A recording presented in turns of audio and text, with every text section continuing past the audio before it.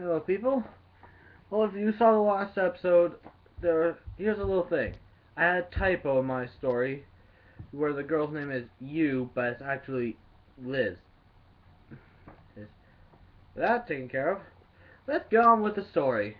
Chapter 2, Mountain Pass. This is actually my, I believe, third attempt recording this because of yesterday. Chapter 2, Mountain Pass.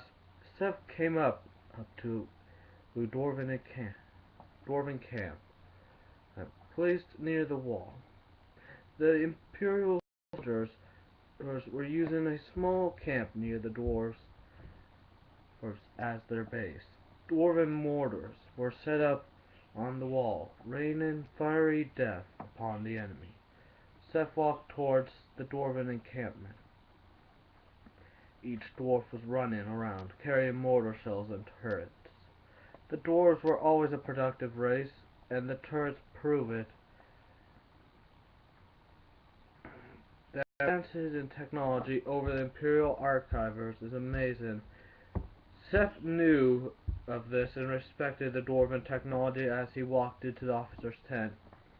Turrets! A dwarf with a silver beard was checking things off. Mortars! Imperial soldiers! Dwarven soldiers! I never guessed! Sorry, Dwarf Master. Seph apologized for his entry. I am Seph, and I have come to bolster our defenses. Unless you are carrying a Dwarven Hall of Champions in your pocket, then no. Seph thought out of the build beacons. He grabbed the Dwarf Master's beard and pulled him outside the tent. Not the beard! Yes, that was a Lord of the Rings reference. Please don't sue me, Tolkien. Or whoever owns Lord of the Rings now. Which I believe is still Tolkien. Where do you need the Hall of Champions?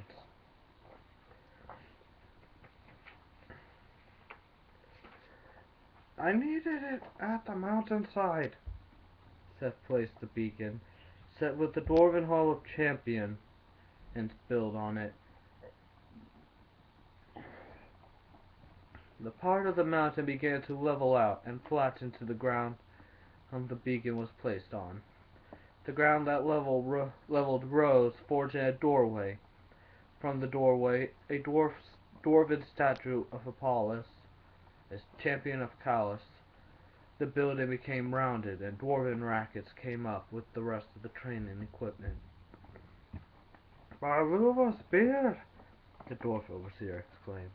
You really do have a Hall of Champions in your pocket. Anything else you need? Anything else needed? Seph asked. No, but I will be giving you Duran. He's the best gunner here. But we will live without him. His name isn't Duran. That comes later in the story. Sorry. Seph walked to the Imperial Overseer. What in the Holy Lord Bala was that? He shouted. Anything needed here, that you don't have? Seph stood straight while asking. Two things. An explanation and a sword field. This is the beauty of Imperial technology created by the science supervisor. Seph placed down the beacon, and at the side of the camps, he began forming a clear field, growing grass, training dummies. These came up out of the field. Archways began to form with the roof of the building finished with a glass roof. By Bala! By Bala! The Imperial Overseer exclaimed. The Dwarf Master walked towards Seph. Accompanying him was a dwarf with a golden beard and in full leather armor. He was carrying a dwarven gravel buster. He and the Dwarf Master carried what they could and placed it on a small pony for the dwarf. Seph saw a few of his men place things on his horse. Before you go, the Dwarf Master questioned, would you watch our victory over the orcs and goblins? Seph nodded and went onto the wall. He saw the horde of thousands of orcs and goblins. The mortars began to pepper them and with shrapnel shots. The mortars were being constantly supplied with shells by the dwarves below. The orcs threw goblins up at the wall. The goblins didn't get high enough to get it in. Seph just watched the orcs and goblins die in droves. Suddenly, an explosion happened and busted a massive hole in the wall. The dwarves and Imperial warriors ran up to the hole. A man stood there wearing the robes of the heretics. The orcs charged past the heretic and at the army. Seph ran to the top of the wall above the hole and jumped down upon the enemy. "Stop there!" Seph commanded the heretic. He just turned his head and left. A few orcs turned to fight Seph.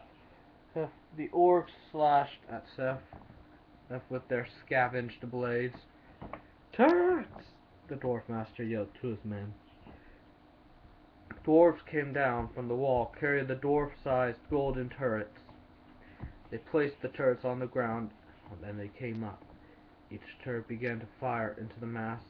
Seph moved aside from a turret shell that hit an orc for being reckless. Seph lifted up his blade, to be seen by all. It glowed in the sunlight. The orcs ran at him instead of the soldiers. Seph began to cut down hundreds that ran towards him. Soon all those that ran through the breach were dead. Those outside charged at him. "Men!" the overseer shouted. "We are the Imperial army. Are we going to stand here and wait for the paladin to kill them all? No! And I say we should join him and eliminate the orc filth that dirties our land." "Dwarves!" the dwarven master began to speak as well.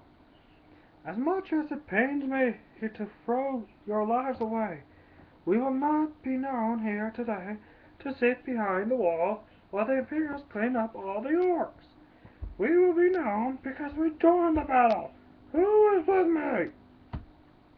The dwarves and men screamed and shouted as they all began to charge into the orcs.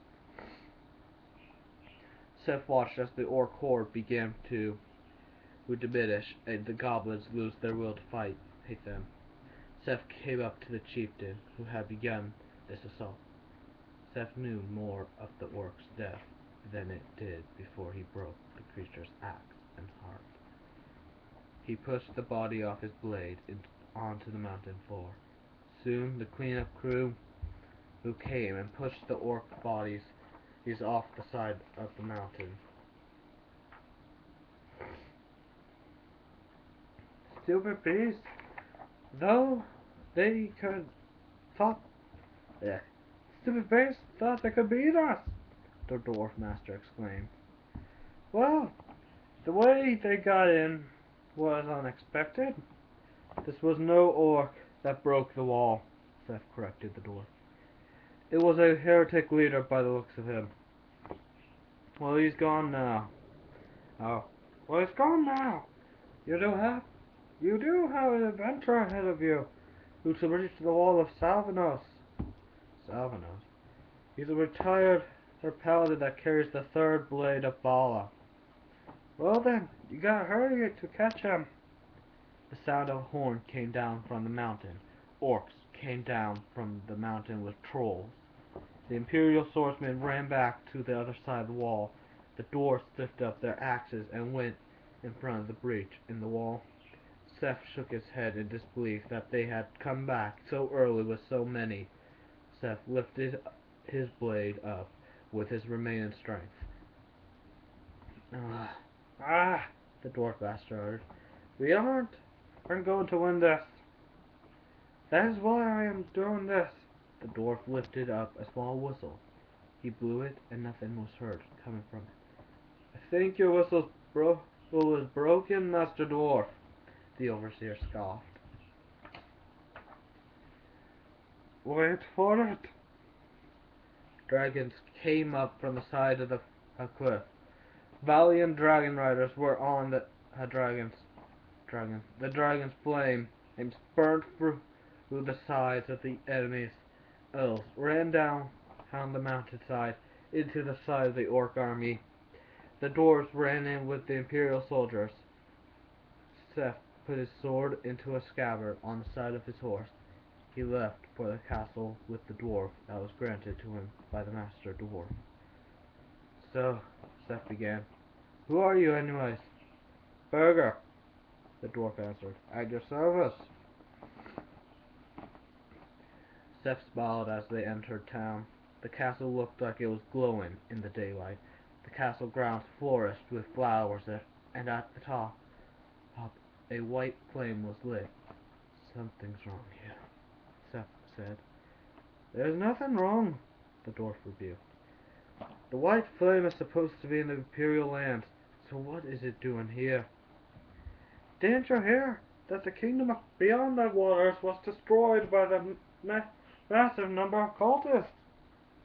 That ends chapter 2. So, see you in a few minutes.